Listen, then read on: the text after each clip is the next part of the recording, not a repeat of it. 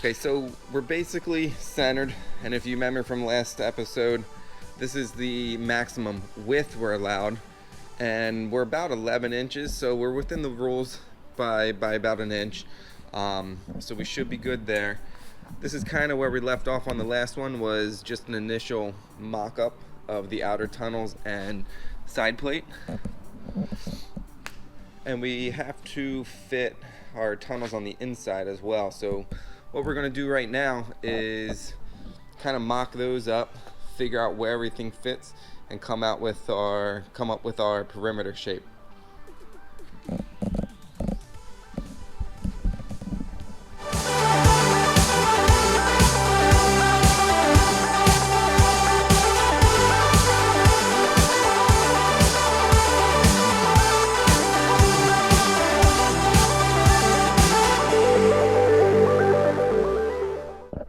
Alright, so here's about our initial mock-up with our straight tunnel, our large curved, room for the bumper, our small curved, and then our side plate.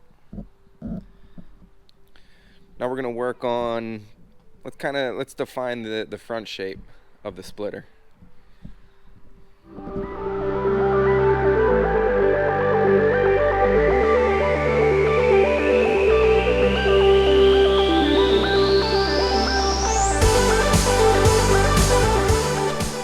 So we don't want to run afoul of the rules. So one of the ways to measure offset, if your class rules say, 5 inches, 10 inches, 12, whatever it may be, just grab a plumb bob. So come off of whatever the defining line of your bumper is per the rules at whatever measurement you want. So let's say 5 inches, hang it at 5.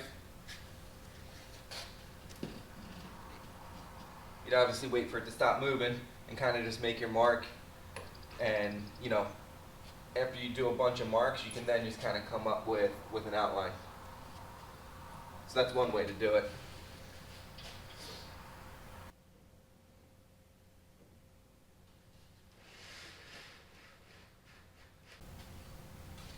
Okay, so we're still good.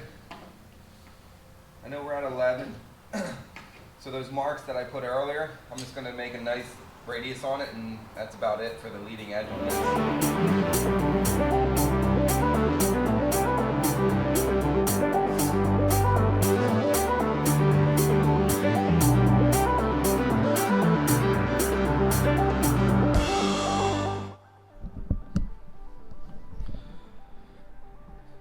Alright, so there we go. So there's kind of our radius. We're within the 12-inch, 6-inch rule. We're going to nip off this corner, obviously. If you were building some crazy time attack car, you could almost leave this little bit because you will get downforce generation out here, but you start getting diminishing returns if you get too far away from the bumper. So that's why I'm not really going to push it exactly to the 12-inch. I think 11 is plenty. And then the other thing you'll notice, we only did half. So what we do is we'll cut out our half, cut it, and then when we go ahead and make our splitter out of carbon and cut the core and all that stuff, you take it and you just flip it. So that way there aren't any differences, because exactly copying this line by hand over here would be pretty much impossible. So all you really need is half, flip it over, there's your whole outline.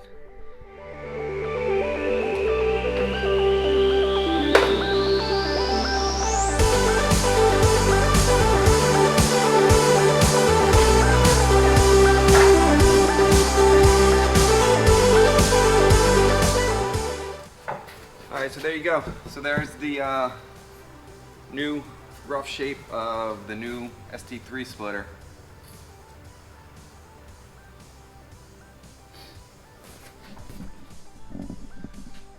Alright, so what we're going to do now is we're going to switch gears a little bit and move to the back of the car.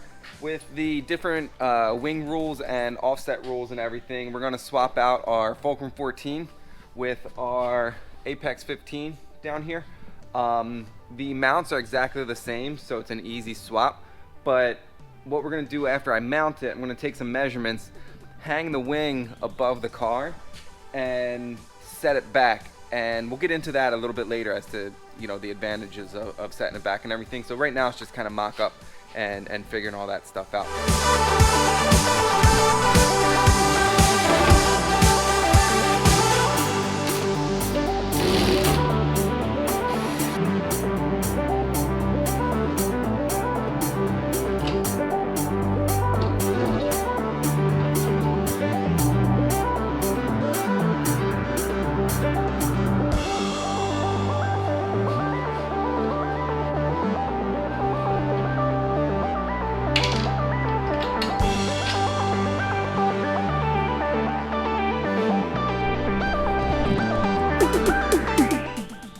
So here it is, just loosely bolted up, rough mock-up of it.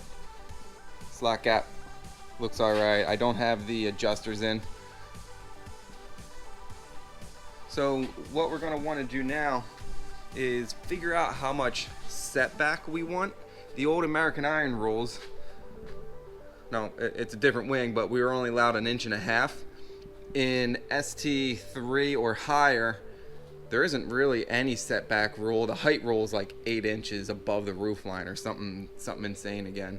So we're gonna have to look at the front and kind of come up with a plan that we think will balance it pretty good.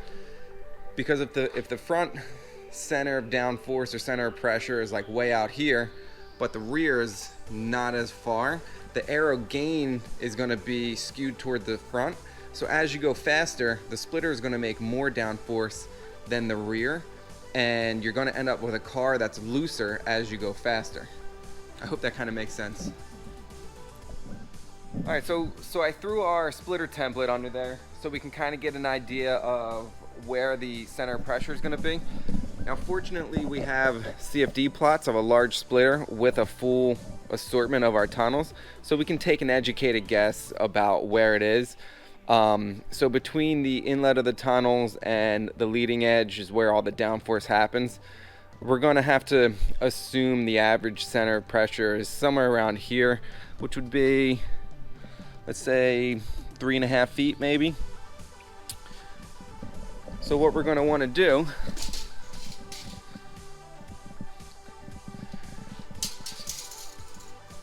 somewhere around axle center line, again 42. We're going to want to try and get the center of pressure of the wing, which again, with the CFD plot and everything, we kind of know about the third way mark of the wing. Halfway is about where it all happens.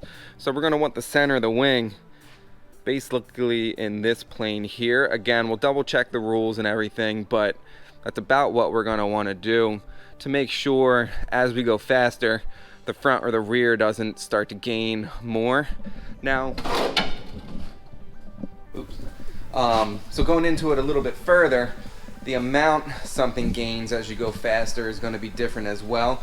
The splitter being in ground effect could gain more, but again, it's a pretty aggressive wing we're throwing on the car, so the gain on that is good. Plus we have the diffuser, and they will end up working together as well. So you can see how really quickly it can get very complex, and unless you run like a full-on CFD sim of your exact setup, we can kind of guesstimate and take a good shot at it, but you know, you can't ever get it 100% perfect, and that's where on-track testing kind of comes in. I've done videos in the past of how I use aim data to kind of point me in the right direction as well. That stuff is extremely useful once you kind of get out there and start getting laps under the car. So, you know, again, we're just going to get into mock-up, take a good guess at what we're doing, and kind of go from there.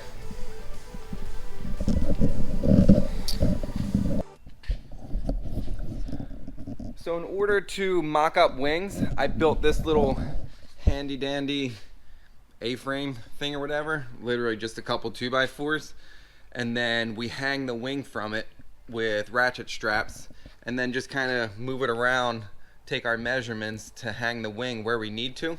So then you can just come in with some cardboard and kind of make your template. So pretty easy. If you don't have or don't want to make something like this, or you're in a building with like a shallow roof, you can always just hang it from the rafters and then slide the car back and forth as well. That works. I did that at my old shop. So you know, whatever you got to do to kind of make stuff happen, make stuff work, just get it done.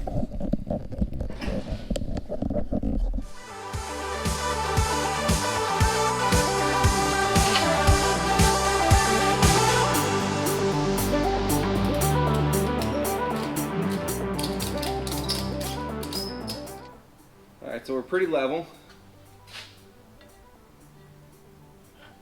Judging by where these are, we know we're pretty square.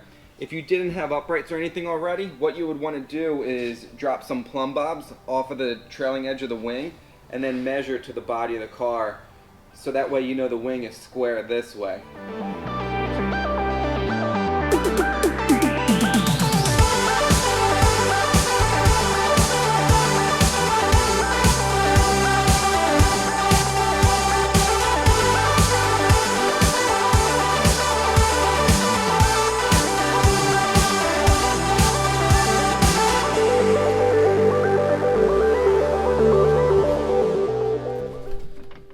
Alright, so something I forgot to do was check to make sure the wing is level first. So what we have is a little piece of flat stock. You just want to rest it on the trailing edge and where it touches the wing.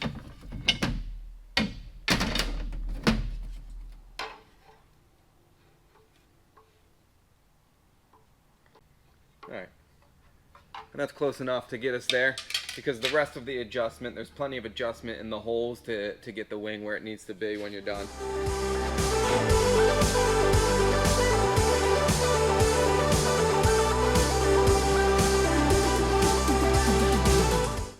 Alright, so now what I want to do is stick these two together and kind of come up with a nice blended shape that just works with the mounts that I already have.